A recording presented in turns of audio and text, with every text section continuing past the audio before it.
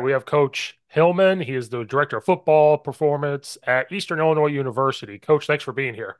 Appreciate you having me. Thank you. My alma mater, where you're at down there. That's uh grew up in Champaign-Urbana, like right outside. So then I went to walked on at Eastern, and believe it or not, I was 6'5", 275, and they said you're too small to play offensive line at the time. And I was Really? yeah, I was like, okay. They're like, you could be a tight end, and I hated my life. I was like running. I was like, running? What the hell is running? No doubt. Oh, I hated it. But I hear you. Yeah, oh, no, no, Eastern's awesome. It's been a really, I mean, I've been here since March 1st was my first day. So okay. been a really, really good adjustment. And man, the staff, I'm blessed. They've made the transition really easy and the guys are awesome. So nothing but love for Eastern. Yeah, I was gonna say, you just came. Let's talk about you for a second. Talk about how you got there. So I think you played college football, then you interned somewhere. So let's talk about how you end up at Eastern Yeah, before I ask you the question about Chucktown that I'll get to. no doubt. Yeah. So I played at Iowa State. I played tight end, fullback. Man, we called it F was kind of the verbiage Oh yeah. we used in Ames. But man, unbelievable experience. A lot of growing and developing, not just as a player, but as a human being. Coach Campbell and his staff, I've nothing but love for them, and man, they've really made me who I am today as a coach and a person. After that, I got the opportunity to go intern at Ohio State for Oh Coach wow. Mickey Marotti. And man, again, another unbelievable opportunity to grow and develop and learn. And man, those months that I was there, they do a really, really good job of throwing you in the fire. And it's, Hmm. man, sink or swim and figure it out. And awesome, awesome opportunity. And again, huge growth and development part of my life. And then I had the opportunity to go work for Deontay Mack at Eastern Michigan as a graduate assistant. And man, unbelievable opportunity there. Deontay Mack is an elite human being, Hmm. an elite coach. And I learned so much. And then I had the opportunity to interview with Coach Welk here. And man, I really shared in his vision. And it was a good fit for both ends. And again, it's another really good opportunity for me to grow and develop. And every day is a learning opportunity, not just for the guys, but for myself. And it's been really, really good so far. So Yeah.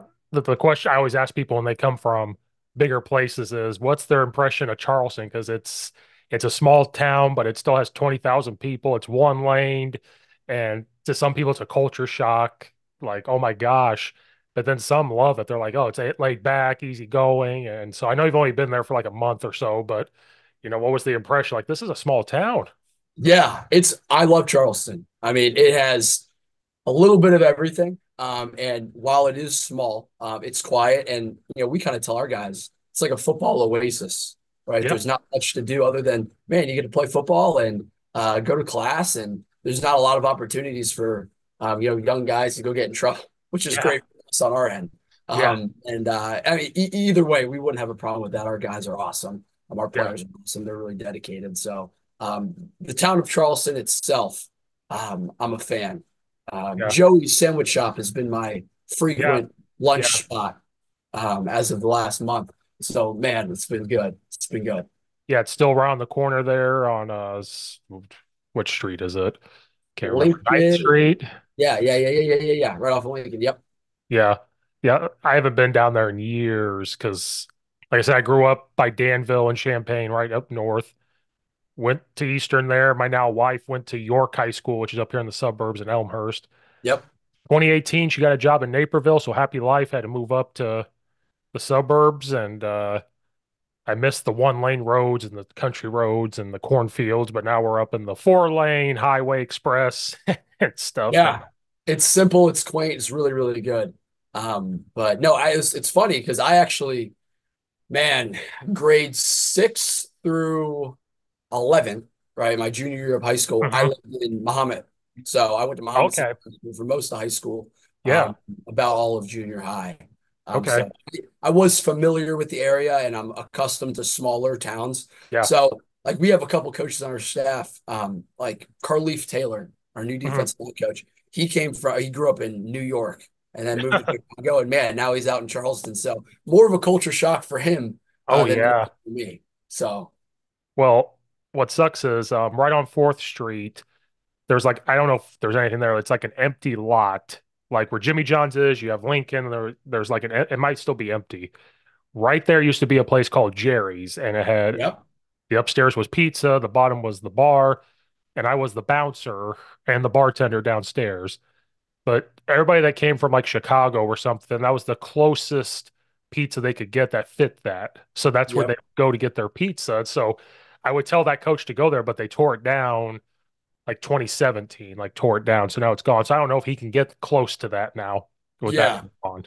I mean, I'll tell you, it's funny you say that because I know exactly what you're talking about because the lot is still empty, but the Yeah. Jerry's Pizza sign is still up. So you Okay. got the big, huge sign, Yeah. but just a just gravel, just a Yeah. parking lot. Yeah. So it's yeah, it's funny. I know exactly what you're talking about.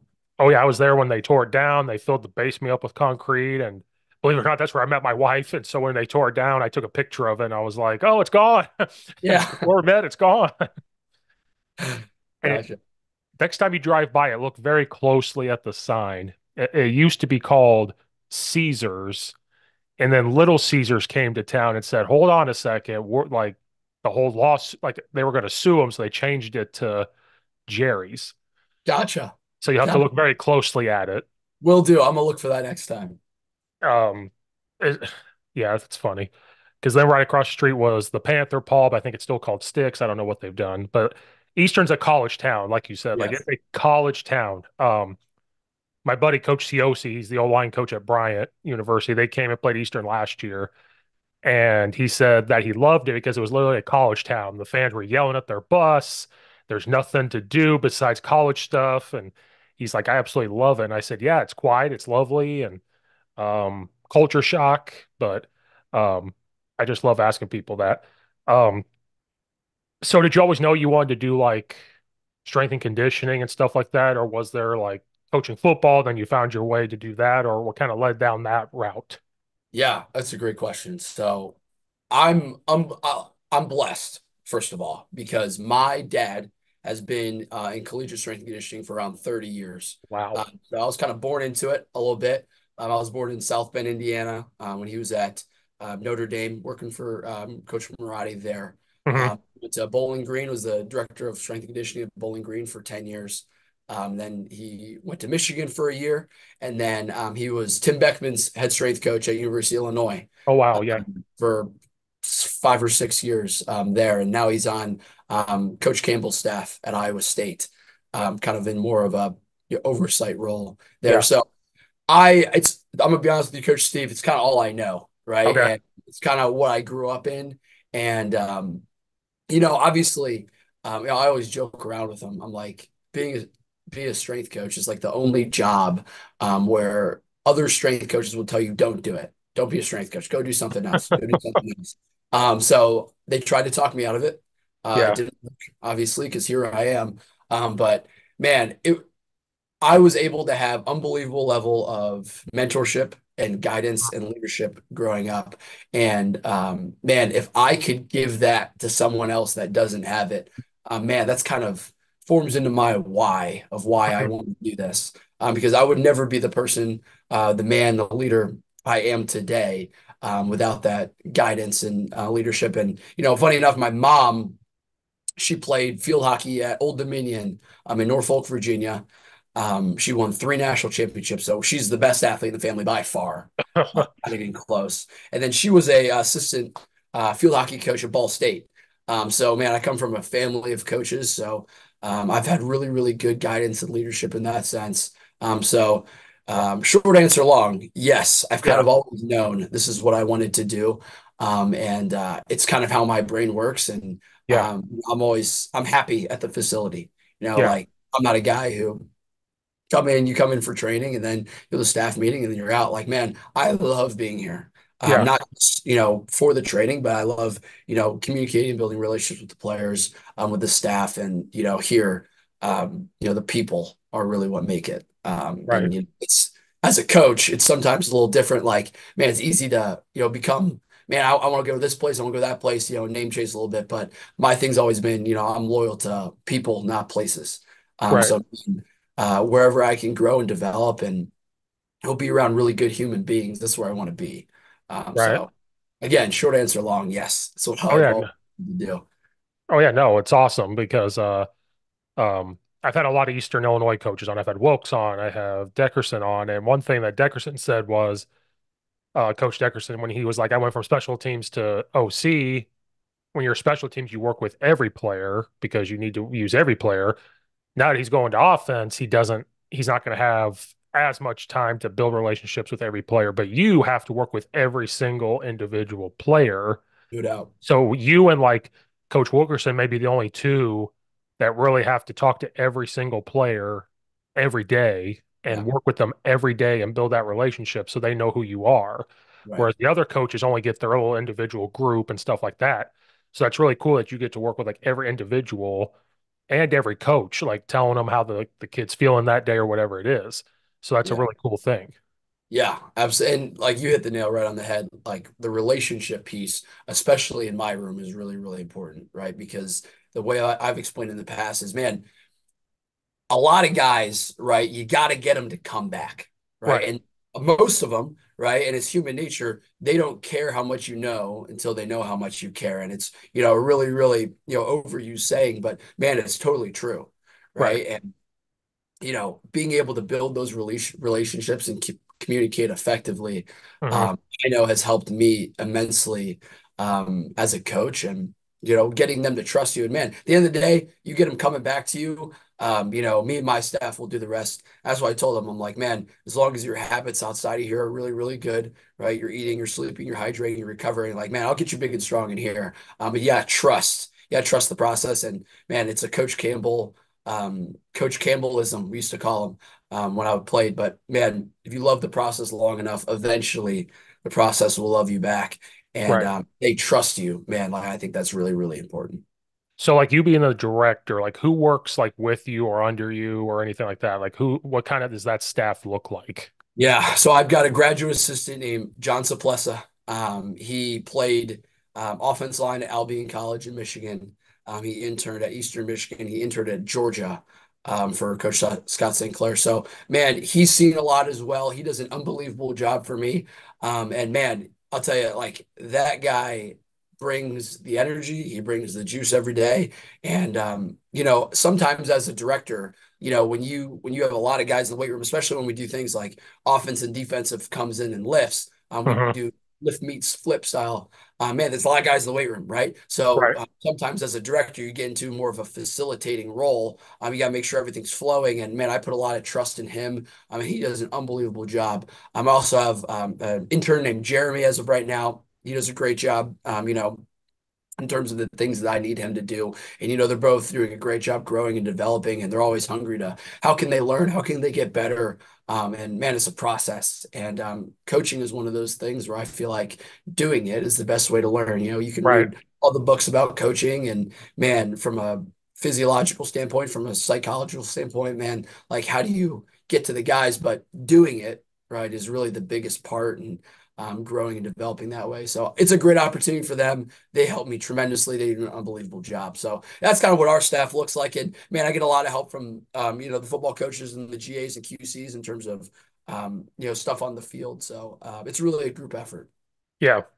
Um, I think somebody on staff is a operations assistant, Reed Littleford. Yep. I coached him at Charleston since he was in eighth grade. I coached him eighth grade through his senior year. So that makes me feel old, like really old. No doubt. We actually talked about that a couple of days ago because I told him I was going to be on the podcast and I had heard that you were at Charleston. And we were talking about that. He's like, yeah, Coach Steve's the best. He's the best. So he says hi. Oh, he's lying to you because I think I was an asshole. Well, because at the middle school there was Coach Harpster. He coached at the middle school for like 29 years. Then he moved on to high school. He could say my last name just in conversation, like it's Kaczewski, like he could say it. But when he was going, he just says Coach Steve, Coach Steve. So it stuck. And I was Yeah. like, I think I was 19 or 20 years old, and I was like, okay, it's Coach Steve, and just ever since, and but that makes me feel old because Reed went on to play at Aurora University up here, and then and do all that. I don't know if there's somebody else that works there. Seth Higgins, maybe I don't remember. Yeah, Seth Higgins. Yep. God, I coached him too in eighth grade. Like it's just, oh, now I feel old. Sorry, I'm just like thinking about it. Like All I'm good. I'm 33, and I'm like, oh my God, because they were eighth grade basketball, and then I coached them in football. And Right. oh, yeah, I'm old. Yeah, they're great guys. They do a really, really good job for us. So Um, does Bonstetter still work there? he does. Yep, I coached absolutely. his kid too. Like this is just And his son is still his son's still at Charleston, correct? Like in okay. their senior year, I think. Okay. So Oh yeah, no, Reed's a hard worker, so you guys will have no problem with Reed or Seth. They're hard workers. yeah, they both do an unbelievable job. So yeah, they're good. Charleston's finest, I always say to Reed. I'm like, you're the Oh pride of yeah, he's a townie. I was gonna call him a townie. oh, complete town. And speaking of Joey's sandwiches, he used to work there too. I Yeah, learned. yeah, So I'm like, yeah. man, you gotta get me some recipes. So And a funny story is when Jimmy John's was starting out in Charleston. Um, the guy used to work along the guy with Joey's, but they didn't have an agreement on like the bread, so they split. And so the guy did his thing with Jimmy John's, and that exploded. And the guy with Joey's did not explode. And that's why they have to be so far apart from each other. So that's why Jimmy John's is where it's located, and that's why it's located all the way down the street. yeah, yeah. Well, I might be shunned in Charleston a little bit, but I actually prefer Joey's to Jimmy John's. See, And I like the hot sandwiches. oh yeah, oh yeah. No, I Jimmy John's has its place, Yep. but the bread and stuff and the hot sandwiches at Joey's is still good. Like, So good. It's and the if it, best. and I like the small town, like mom and pop type of shops. Right. No doubt. Yeah. Absolutely. Stuff on the wall. They got the newspaper articles. It's good. Oh yeah, that's what happens. I teach at Addison Trail High School, and it's there's a couple Mexican restaurants that's authentic, and it's the only ones. Oh my God, you're like mom and pop authentic carbone steak Mex tacos. You're like, this is where we're It's the going. best. It's the best. They're always the best spots. Oh, like if I was had $20 million, I'd be 800 pounds because I'd just be going and doing that all the time. I hear you. Me too. I'm with you. Oh gosh. Um, all right, sorry. See, it's Joe Rogan. We jump around and it's No fine. doubt. No, all Um, good. so since you've been around like strength and conditioning and everything else, I personally, I'm not as smart as you. You'll know way more than me. I feel like it's changed a lot over the years, um, in terms of like recovery, in terms of like speed versus the lifting part.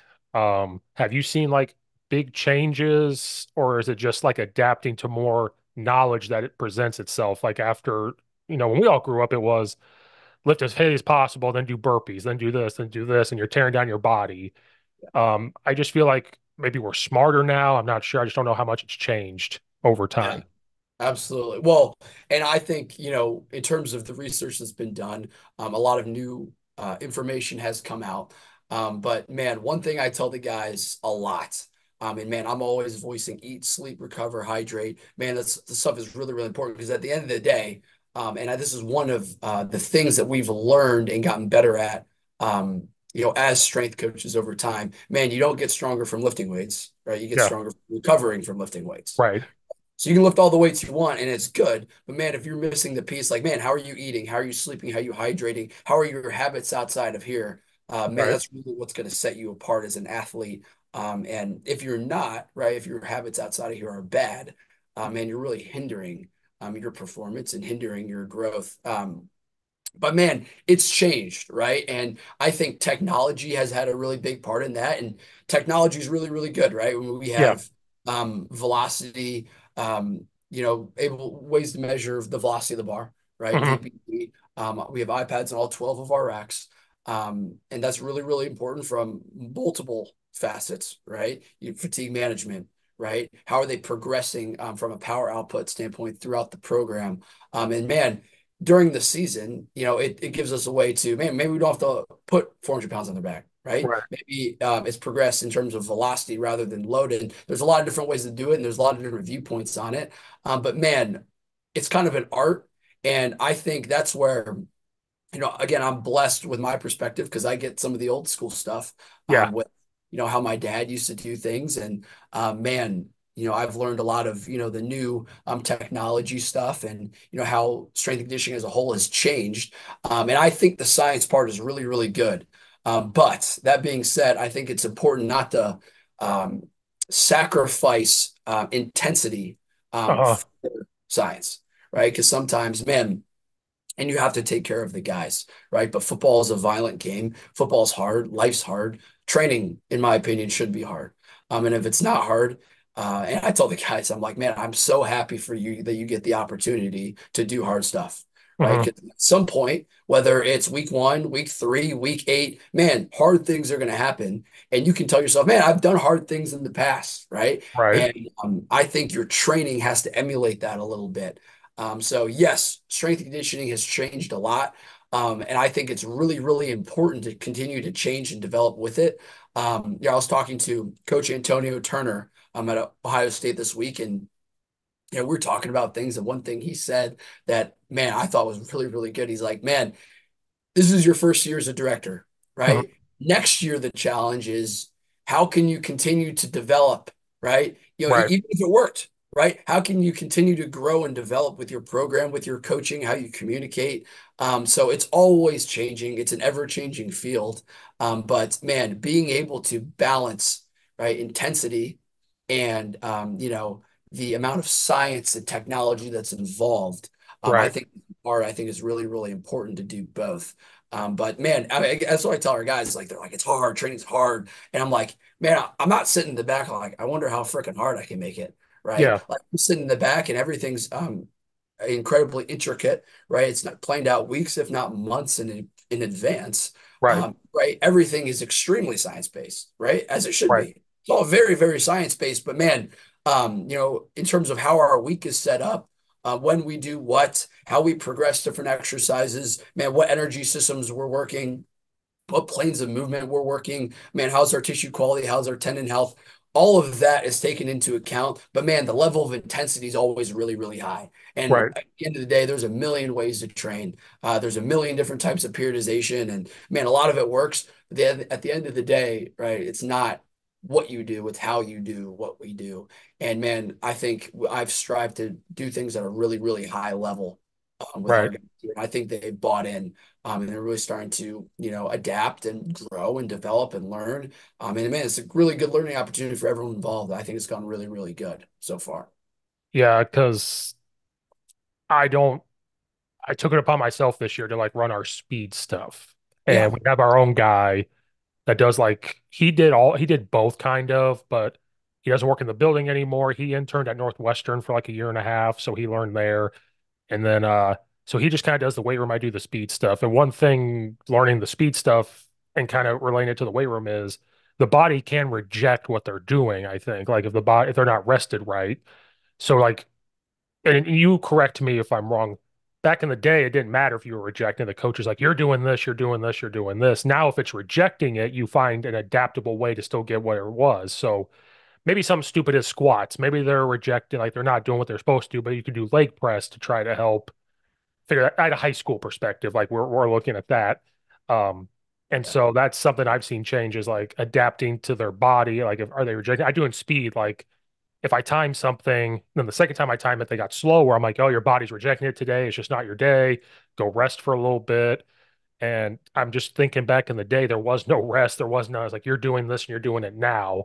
And, Yeah. and, you're doing all lower body today and you're going to do it 3 times a week. And it's like looking back at it, you're like, no wonder why I was tired all the time because we were just, like you said, destroying our bodies and then trying to recover. But you're in high school and stuff or in college and it's like you're not really recovering because you're just doing it again the next day and there is no recovery. It's just Yeah. our muscles are weak and sore and they're not building the way they need to and you're not getting faster with the speed stuff or not doing it the right way. Like I believe in running then lifting. I don't want to sacrifice speed and then lift, but that's just my perspective. I'm not as smart as you guys, but that's just the difference I see in it. I agree. I think that's the way to do it, especially from man a neural perspective and a tissue quality perspective. So say like man, the body deals with stress from a universal perspective, right? Yeah. It cannot differentiate between mental, physical stress, whatever it is. So man, if you're doing your high output running before, right? If Mhm. you're going to hit high velocities, if you're going to do acceleration work, if you're going to do angular velocity, whatever it is, any sort of high output running there, I think it's especially important to do it before. So man, because when you're trying to train speed, right? What are you Yeah. training and what are you training them to do? Man, I think if you're going to train speed, make it the first thing. Yeah. So man, they're primed from a neural perspective, and then you go in the weight room and train, right? And I think that's one thing I think sometimes, especially back in the day, they missed the boat on Yeah. is you can't look at what they're doing today, right? Because if you only look at what they're doing on Tuesday, man, you got to look at what do they do on Monday, Hmm. right? What do they do over the weekend? That's why, man, getting body weights is really important, Yep. right? Because when you don't have weights to measure body composition, or man, you don't know how much they're sleeping, and you're not hydration testing them every day. I tell them, I said, it's my best indicator for your habits outside of here is your body weight. Right. And it's a Coach Aaron Hillman ism that man, your weight is your attitude, right? So man, your body weight is reflecting how you're conducting yourself outside of here. So little things like that, man. If we have a guy and I test his body weight, it's like, dude, he lost 8 pounds in 24 hours. Like, man, is he primed to sprint high velocity? Say, no, he's not. Right. Right. And being able to mitigate some things like that, I think is really, really important. But that's the great thing about training young athletes. And I think at the end of the day, that's why this age group of 18 to 22-year-olds is so awesome to train because man, there are few people in the world that have more testosterone flowing through their bodies than this Yeah. age group is. So man, they're going to adapt rapidly. As an athlete, you're never going to get past the intermediate training age. Mark Right. Rippetoe, who's a renowned strength and conditioning officer, always talks about, man, if your goal, right, is always another sport, man, am I training for something else, right? They come here, they lift weights for football, or you Yeah. lift weights for basketball. If you're not lifting weights to get better at lifting weights, you'll never advance past the intermediate training age. So, man, I think your programming has to reflect that a little bit. And high school kids and college students, man, they adapt really quickly and they recover really, really quickly, right? Right. Because, man, the total load isn't as high. Man, they're far away from their genetic potential and their genetic ceiling in terms of how they can progress. And, man, I think if it's done really, really well and done at a high level, man, it's so gratifying to see them grow. It's so gratifying to see them adapt and man, you can watch them see like we do a lot of chin-ups, right? Okay. So I watched them, man, they hit three more chin-ups than they did last time. It's like, man, it gives you confidence, Right. right? Getting stronger. Here's tangible evidence that I'm stronger this week than I was last week. And I Right. think that not only physically, but mentally has a huge benefit, especially in a sport as physical as football. That man, you have to move another grown man against their will. Hmm. Knowing that you're strong enough to do that, I think is really, really important. Oh yeah, that's why the speed stuff, regardless of people like it or not, I adapted that feed the cats thing that Tony Holler does, and he lives right down the street from me too, so it's like I have to kind of like you're saying Yeah, I have to do it. no doubt. But like if I time their 10-meter flies and get their miles per hour, I only do that like every 2 weeks. Now I time every speed dial time something. I don't care what it is. They're 10 yard, they're 40 yard. I might do a 3 cone drill, I might do a 4 cone drill to get lateral movement, whatever it is. I'm working on getting a pad to see their explosiveness. I'll start measuring that. I had a kid get like zero point 0.8 miles per hour faster, and he was like, "Oh, that's not very. I'm not getting faster." I'm like, "0 point 0.8? Yeah, it's Like, fast. It's faster. is he went from 17 miles per hour the first time ever doing this to 17.8, and he was like, "Oh my God, that's not faster." And I was like, "What? That is totally faster. Just think about it. He's a receiver." And I'm like, "That's zero point 0.8. That's a little bit faster if you're trying to run whatever you're doing."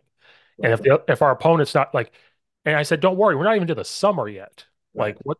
Because I just started this in like January, February, and I was like, wait till we get to the season." Mhm. And then I could tell if their body's not adjusted to it. There's times I've looked at a kid, said, "Hey, you're done. You're not running anymore today. Go sit down." And they get mad because what's the old school mentality like? Well, I'll give you an example. It's the first time we did it. I said, I'm not here to make you tired when we do the sprints. Why am I going to make you tired and work on bad form habits? When you're done, go to the weight room. Like when we're done here, go to the weight room, talk to our weightlifting coach. He'll get you right. Right. Like we're going to work together here. There's times where like, I'm not really sore. And I'm like, sore is not the goal when you run. Sore is the weight room because your body's going to rejuvenate it.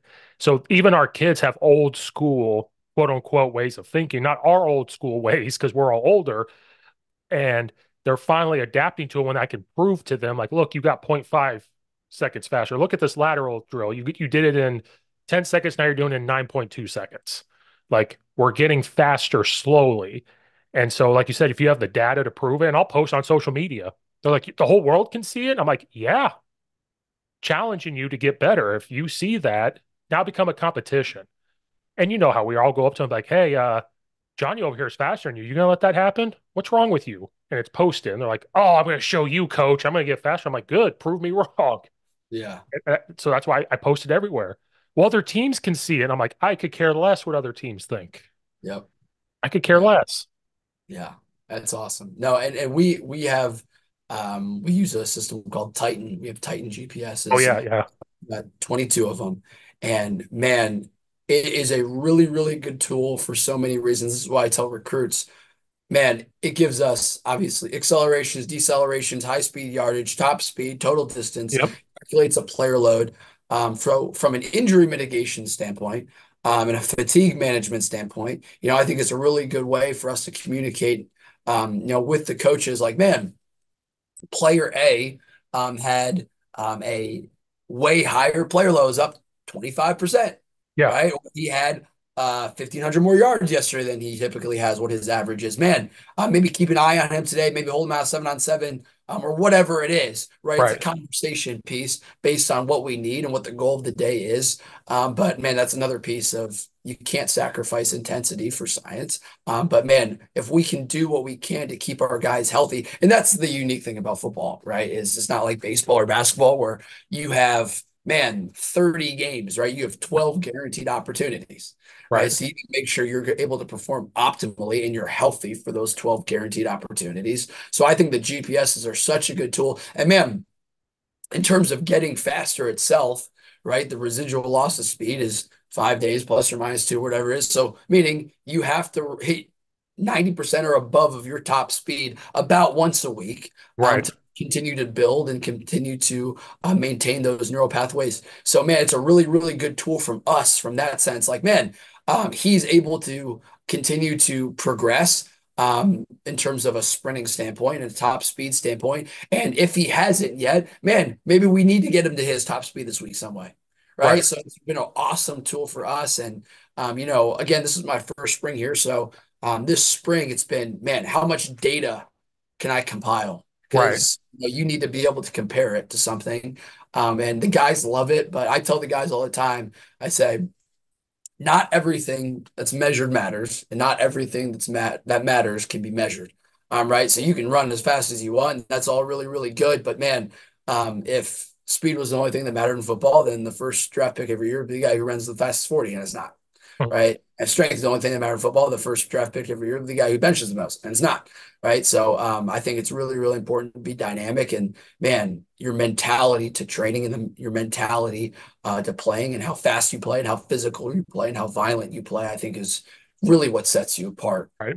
But it's all of the science based things, all the VBTs, all the accelerometers, it's all really, really important and awesome tools for us to use. And we're blessed at Eastern Illinois to be able to use those. Right.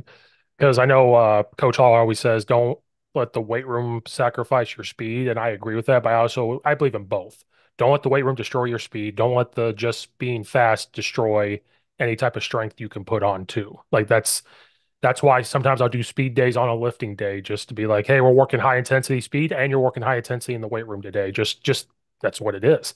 Yeah. Is it every day? No, I switch it up. Then the next week or 2 weeks, hey, today's not a speed day. It's going to be what I call X Factor day. We're going to do this, but we're still going to lift. Now I'm switching it up on them to get them to adapt to it. Then you could really see if their body um, accepting it, denying it, and then like, okay, if it's denying it, what did you eat last night? Hey, did you drink water yesterday? Why is this happening? And Yeah. and then I could really, and kids are like, oh yeah, I drank water. I'm like, what, 2 bottles of water or 2 gallons of water? Right. And they're like, and they grab that little Yeti thing, like 3 of these. I'm like, that's not enough. Yeah. Yeah, no doubt. And man, that's the challenge is you got to remember what the primary sport objective is. And I always tell our guys, and I talk communicate with our coaches this, everything we do in the weight room always complements what they're doing on the field. It never competes with it. Because the second you start competing in the weight room with what they're doing in terms of their football work, Right, um, you're putting them at risk for a soft tissue deal. You're putting them at risk for injury in general. And man, the collaboration between the strength and conditioning coaches, the sports medicine staff, and the football coaches, man, is really, really, really important. And we view ourselves as part of the football staff because, right. like, I mean, I'm football only. I only work in football. And same deal with our head athletic trainer. So it's really, really important for us to always be in constant communication. And again, how are you hydrating? How are you sleeping? And a lot. It's not completely intuitive to a lot of these guys. So making sure they're educated. Man, what should breakfast look like? And Mhm. we have a dietetics GA here, Danielle D'Alessio. She does an unbelievable job educating our guys on that. And man, what should breakfast look like? What should lunch look like? What should a snack look like? What should pre-fuel before you train look like? And what Right, should post-fuel after you're done training look like? right. Because you guys walk in. When I first got here, we had some guys drinking protein shakes before you left. I'm like, you shouldn't do that. You No, shouldn't do that. no, We had some guys. I'm like, are you drinking pre-workout before practice? Yeah, yeah, yeah. no, Don't do no, no, no. don't drink pre-workout before. You're gonna drink a highly caffeinated drink where caffeine is a vasoconstrictor before you do heavy aerobic work. It's a Yeah. terrible idea. Please do not get me fired. Do not drink pre-workout before practice. I'm a dumb country boy and I know that's wrong. Right.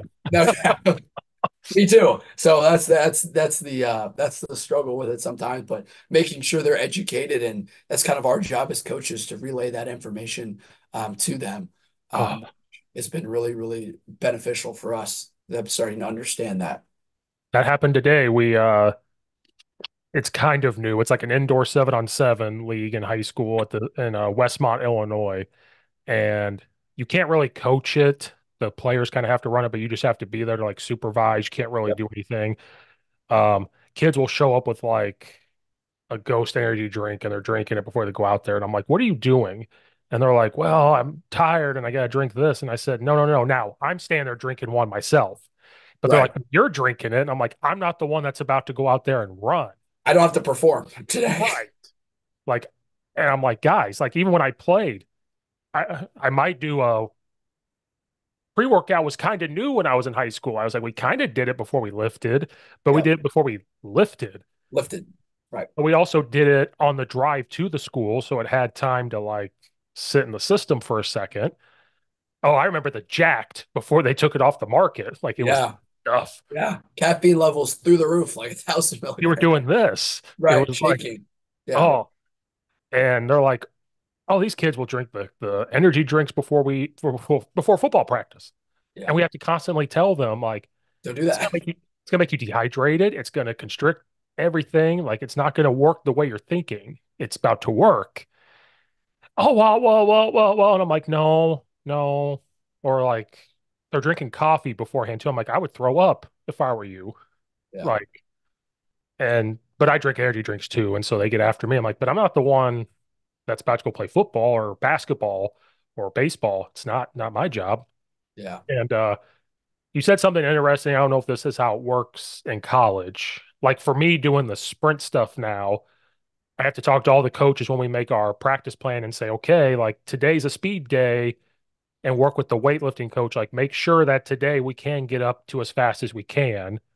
The next day we should not be doing that. And they're Yep. going to say, what do you mean? And I'm going to say, well, no pursuit drill getting them up to their full speed. It doesn't make any sense. They have to be as healthy as possible on Friday night. And do you have to collaborate with the coaches of like like the kid's body and like what you're doing in practice today. Like, can they do this? Can they not do that? Yeah, yeah, absolutely. And it's always a conversation. It's always a back and forth, and that's again why having a really good relationship with your head football coach, and the position coaches is really really important. Which is I'm blessed to be able to have that. For example, this past week, this is a good example. So during spring ball, our practice days were Sunday, Tuesday, and Thursday, Yeah. right? This week, it was a little different. We went Sunday, Tuesday, Thursday, and then Saturday for the spring game, right? So all of spring ball, Sunday or Monday when we trained, we would back squat. Uh-huh. We would not hit any hamstrings directly. We would back squat because man, you still get a little bit of hamstring activation, Yeah. but man, it's still more knee dominant. And we're not hitting our hamstrings directly, not putting us at risk for a soft tissue deal. And then the middle of the week on Wednesday when we train, I wouldn't touch the lower body. I wouldn't touch it at all. Right? Okay. More mobility work. Man, we'll bench a little bit that day. We'll continue to do some chin ups. I would not hit their neck and shrugs in the middle of the week to try to eliminate pre-fatiguing those muscle structures. And then at the end of the week, typically, that's when I could directly hit their hamstrings because they would have from Friday morning at 6, 7:30 or 9 until practice on Sunday night before they would run again. Man, now's the time I can RDL, right? Right. Now's the time I can directly hit their hamstrings, and we would front squat that day too. And man, we had a really, really good plan in place. But this week it was different, right? Right. Because we had the spring game. So man, we communicated with our offensive coordinator, defensive coordinator, and head football coach. And Thursday and practice can be undulated, just like training, right? It Yeah. can't be all really, really high, right? It's got to go up and down and up and down to make sure they're able to perform optimally. Right. So, for example, Thursday's practice this week was more red zone, right? The Yeah. total distance was down a little bit because, another really good tool that we use with the GPSs is I can see the acute to chronic ratio of player load, Okay. right? So the chronic part of it is about 7 days worth of acute player loads kind of piled up. And then your acute a part of that ratio is man, how hard was practice today? Right. Right. And man, you're trying to stay in this system of 1.5 or below. And so I can say, hey, coach, man, we're in the red right now. In terms of our chronic to acute ratio. I think practice today, maybe more red zone, right? Maybe more short yards, quick game stuff. Maybe let's not do 7 on. Maybe let's not do kickoff Hmm. today, or if we do kickoff, maybe we do kickoff circuit, right? Break it down in different levels, which, man, I think it's like situations like that. That's why, as a strength and conditioning coach, it is so beneficial to have a really, really good knowledge of the game Yeah.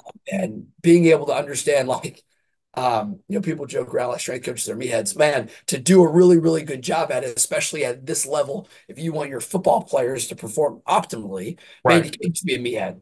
Right, you got to understand the game of football. You got to understand the science behind the game of football, the physiological piece, man, why it's important. So that's kind of how our training changes.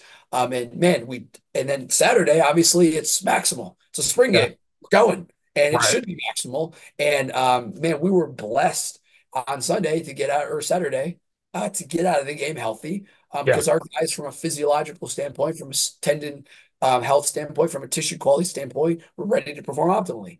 And Right. they did a really, really good job. So, Yeah.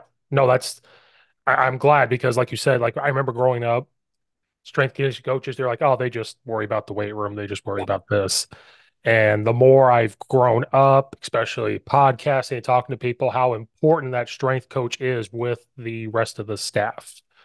And you obviously have to know football in order to get them ready to play the game. right. So, like, you're still a football coach, right? Like, if it's your Yes, job, you're still a football coach. You're just taking care of all that other stuff while, you know, I don't know if you have to go out and recruit, but they're out recruiting and all that stuff. right.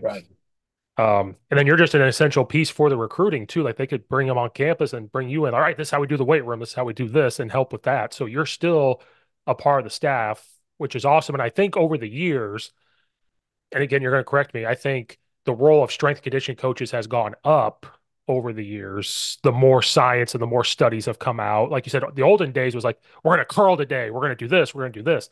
Now it's more high performance based than it ever has. So I think your guys' roles and importance have just shot through the roof, especially it's trickled down to the high school level too. Like it's just shot up with Yeah. everything.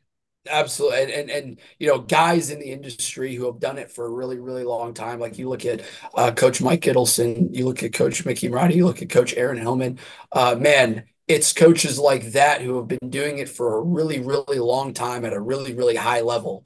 Yeah. Um, and there's obviously they learn, they make mistakes and they make changes. And now you're starting to understand. And that's why continuing to learn from those people is really important. And I'm blessed to have relationships with all three of those coaches, man, what worked for you? What didn't work for you? And man, if it didn't work, why did it not work? Right. And I was talking to Coach Nico Palzetti. Um, he's the head strength coach at the University of Cincinnati. And he told me that, man, one of the best things you can do is write everything down, Yeah. right? Yep. Every single week. How did training go this week? It went good. Why? Went bad. Why? This went good. This went bad. Why? Why? Why? So, man, when this happens next year, right, and you get to spring ball next year, man, this didn't work. You got to change it, right? You got to find a different way to get it Right. done. And at the end of the day, man, your training goal has to be at the forefront. And it's a problem sometimes if, man, ego gets in the way. Man, I want to do it my way. I want to do it this way, right? This is Yes. my way. I'm doing it.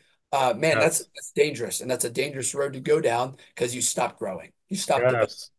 And there's, they say strength conditioning, there's no new shit, right? There's no Yeah. new shit, right? You take now, I think from a perspective of how you do things, yes, it changes, but the principles, the base principles of strength and conditioning have always been the same, and they will always be the same, Yep. because it's exercise physiology, it's biology, it's the human body, right? Right. Progressive overload, fatigue management, being able to be sport specific. And then I'm going off rails here a little bit, but the sport specific piece, I was talking about some recruits this past week about it because they're like, man, we were talking to so and so, and they're saying that power cleaning makes you better at blocking. I said, no, it doesn't. So you know what makes you better at blocking? You block, practice block, right? Oh, like back squatting makes you a better tackler. No, it doesn't. It makes you a better tackler. Tackle. Yeah. Man, doing things in the weight room give you the capacity to be a better football player, Yeah. but it doesn't directly make you a better football player. And any strength coach that tells you it does not have a very good grasp on training. And man, if I've learned anything from my remedial motor control classes that I took in college, if action A is specific to action B, then the inverse is also true, right? So saying that power cleaning makes you a better blocker is also saying that blocking makes you a better power cleaner, which it doesn't, Yeah. right? Sport specific, if you really want to get sport specific with it, I could line my guys up and they could bash their heads against the brick wall. That's really sport specific to football. Man, not always the best thing, right? So it's always continuing to, man, see how you can help your guys perform optimally in those 12 guarantee opportunities, I think is really important. So here's your opportunity to call me an idiot with this next statement. You have my full permission. Yeah. I don't think I've ever said that where I said power clean makes you a better blocker. I think when I coached D line, I said, what does this movement similar to? And they'll say, and some will say power clean, like the way it's thrusting the hip a little bit. Right. I've never said it makes them a better blocker, but Right. I have said like because in high school especially you have to find a way to summarize things to where they're like, Yes. oh, Yes. Why is it important? Right? Making sure they understand why it's important. And like what you just said right there, there's an important, really important differentiation between um power cleaning, right? You're reaching triple extension yeah, under load. You're decelerating the weight under load with the catch, but you're hitting triple extension on the pole, extension yeah, of the ankle, knee, and hip. Right? correct, Anytime you block or tackle, that's triple extension. So the movement patterns are the same. Yes. yeah, The planes of movement are the same. Yes. The energy system is the same. Yes. All of those things are true. But does it directly make you better at blocking? No, it does not. Right. And man, you hit the nail right on the head. It's important to understand how these movements, you know, make you have the capacity to be better at this or better at that. Um, and it's important to understand. But they also, and that's also why it's important for strength coaches to have a really good relationship with the position coaches. Like, Yeah. man, I know I'm not ignorant to think that I have a direct impact on how many games we win as a strength coach because you can be as strong and as fast and as athletic as you want. If you can't play football, you can't play football, Right. right? So continuing to develop them from a football standpoint throughout the year. And I meet with our offense and defensive coordinators and our head football coach and our director of football operations. Man, this is the days in the summer that I think, from a physiological standpoint, we should do 7-on-7, right? I think that they're going to be primed and able to do it this day and this day, right? Because you got to make sure that, especially with this day and age in college football, I mean, you have it's transfer galore all around Oh the yeah. country. You get new guys coming in. Man, if you get new receivers coming in or new running backs or new players in any position, you got to be able to mesh with the other Yeah. guys throughout the Yeah. summer. Because if you haven't practiced, you haven't worked on any skill stuff, and then camp hits, boom, it's like, man, we're behind. Yeah. And camp is not the time to be behind. Camp is the time to, man, we're hitting our stride in terms of operation, and we're hitting our stride in terms of, man, fundamentals and running plays. But it's not the time to get in shape, and it's not the time to build trust. Trust should already be built, and Yeah. should already be physically primed for Right. the stimulus of the season. Right. Yeah. It's too late. At that Too point, late. it's too late. Too late. Yeah, Too because you're late. taking away from time that could be better spent becoming, again, better football players, Right. right? And Right. like we were talking about, I think that's how strength and conditioning has progressed over Hmm. time a little bit. Like you come into a camp, you have 2 days or 3 days, and you're running during practice. Like, man, they've dumbed it down a little bit to, man, we're getting you in shape when you get here. As I told the guys for May, and I took this from Coach Dave Andrews, who was one of my mentors and one of my strength coaches when I was at Iowa State. He's a tremendous human being and a really, really good coach. And he always used to tell us, when you go home for a break, it's time away, not time off. And I voiced to the freshmen, yes, I want you to do the lifting in the May packet. I do. But from my end, right, I'm going to get you guys big and strong when you get here, right? Hmm. Do not come in out of shape in the summer. Right. Do not come in out of shape. Okay. Because between me and you, Coach Steve, I could care less if they lift at all in the month of May.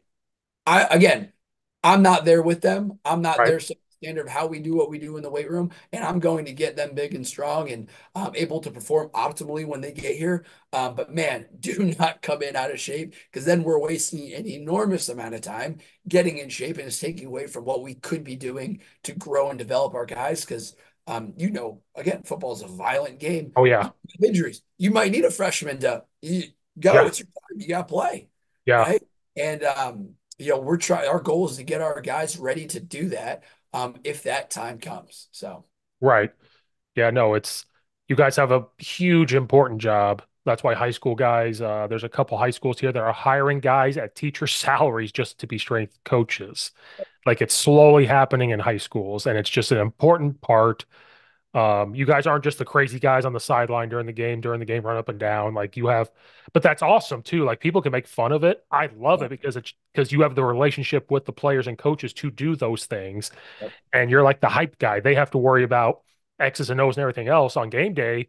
You have it kind of easy where you're like, I'm here to pump them up. I'm here to see how their body's doing. I can check in on them and see how they feel, and help with the training staff. And so you guys have a huge important job, and that's why it's you know, back in the day it wasn't just meat. The back in the day it was just meatheads, right? Like now it's you guys are actually really, really smart people, like what you have to do. So it's not just meatheads like curls. No, like it's performance, like that's why I know some people don't like the strength and conditioning title anymore. It's like a little different, yeah. but Like my title, for example, is technically director of football performance, and you could say what you will about the title. At the end of the day, it don't matter. It's the same job, but right. yeah, they try to jazz it up a little bit. Because yeah, there is a lot that goes into it, and man, at the end of the day, I couldn't do it without my two guys on my staff, our head football coach, who is the best in the country, Right. and the players, right? And it's about them. At the end of the day, it's about them. And I tell them, man, I'm here to serve you guys. So whatever it is, from a football perspective, training perspective, or anything else, like man, if you're driving down the road, and you get a flat tire, you don't know how to change a flat tire, call me, right? Yeah. I'm here to help you guys. I'm here to serve the student athletes, and we're trying to build better men, better leaders, better human beings, and then one day, better husbands, better fathers. Yep. And it's so much, and you know this, right, Coach Steve? Like you've been in this for a while. It's not just about football, right? Hmm. It's not just about getting stronger in the weight room. While life's not fair. I tell them this: life's not fair. Football is not fair. School is not fair. But man, the great thing about training is it's one of the most fair things you'll do for Yeah. the most part. Aside from some genetic deals, man, you're going to get out of it for the most part exactly what you put into it. Right.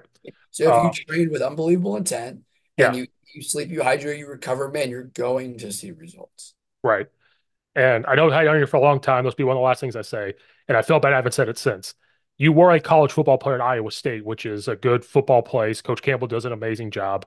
And I keep forgetting to think to put that on here. It's like you were a college football player on a decent cultural type of team. Do you think that helps with your job? Like, hey, I played college football. I understand what it's taking, so you can relate better to them and what you're doing. Absolutely.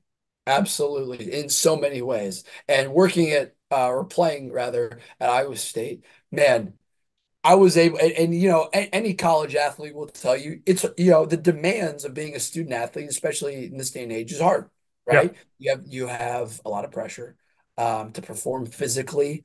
Man, mentally it can be draining because of that stress to perform, right? But you Right. also have school, you have this, you have that. And, a lot of these guys now have NIL deals, they have this. There's so many things going on. But man, being able to relate to the guys in that sense is really, really important. And then obviously understanding the physical demands of football. Like, I've done camp, right? Yeah. I've done spring ball. I've had spring games. I've done practice. I've been, I was a developmental guy for essentially almost my entire college career. Like I've done the whole scout team thing.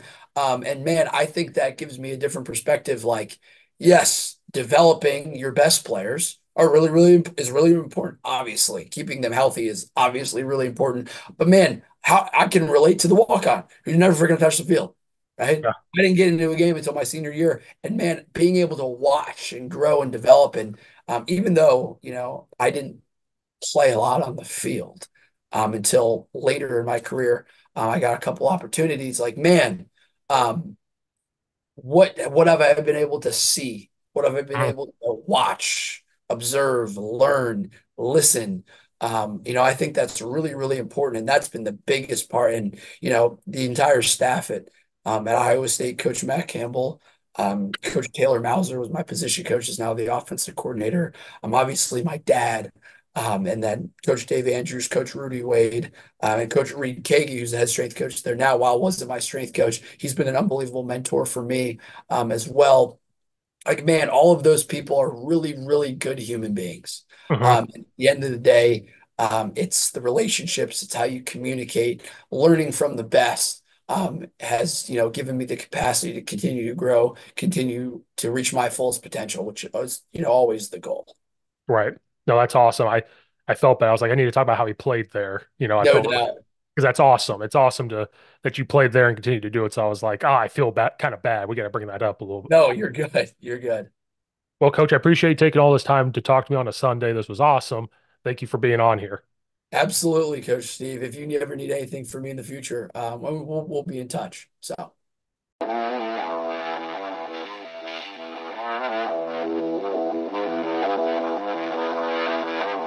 Thank you.